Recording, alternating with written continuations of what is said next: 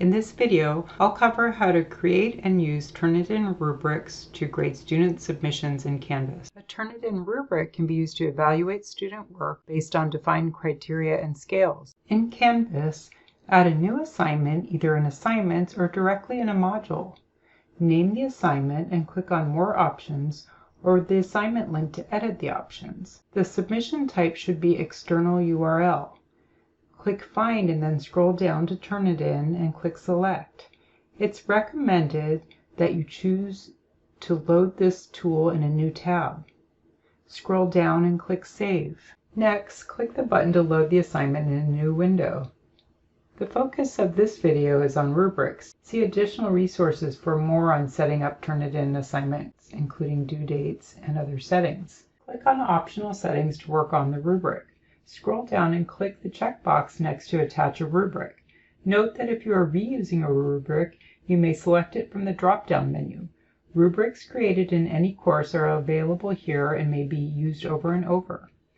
Otherwise, click Launch Rubric Manager to create a new rubric. Click the button on the top left to see the menu for creating, renaming, and duplicating rubrics.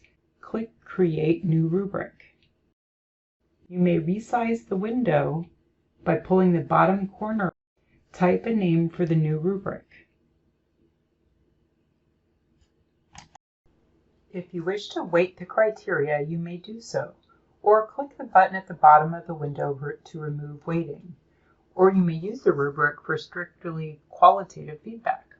Click on the Criterion 1 field to add a name for the first criterion. Click on the Number field to add a weight to that criterion. Click on Scale 1 to add the first rating scale.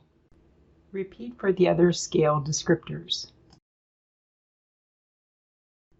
Next, you'll need to click into the area where the zeros are to set the number for each scale. You may add additional scales by clicking the plus sign to the top right, or more criteria by clicking the plus sign to the top right of criteria. Next, you'll want to click into the fields corresponding to each criterion and rating scale and give details so your students know how to achieve that level of rating. And so you'll repeat that across all of the different fields. You may even wish to copy and paste the different attribute descriptions from an existing rubric from another source. Continue to add the next criterion title. Note that it's limited in terms of how many characters you can type into that title field, but you can click below the title field and add additional descriptive information for that criterion. Once you're done filling out all the fields in your rubric, or even before so that you save everything you've done, you'll want to be sure to click Save, and then you can exit the rubric when you're finished, or you can come back to edit it. But you cannot edit it once you start using it to grade, so you'll want to be sure and have it done before then. And lastly, once you're done editing your rubric, you can attach it to the actual assignment by clicking into the drop-down menu and scrolling to find that latest one you worked on. Select it, it should show up there, and then you'll click Submit, and you've attached that rubric for future grading. Now, to grade a Turnitin assignment, you'll click the link to the assignment and click to load the paper assignment in a new window. Once the assignment inbox comes up, you can click the grade pencil icon and click the rubric icon. Notice how you can drag the little button to choose whatever rating scale you'd like, and you can see the different descriptions of the attributes to help you guide your grading. And so I'm just moving that grading scale button so that you can see how to change the ratings.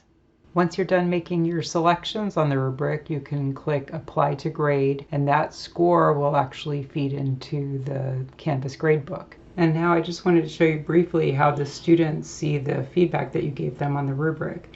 They can see their total score, as well as the different ratings for each of the different criterion that you describe.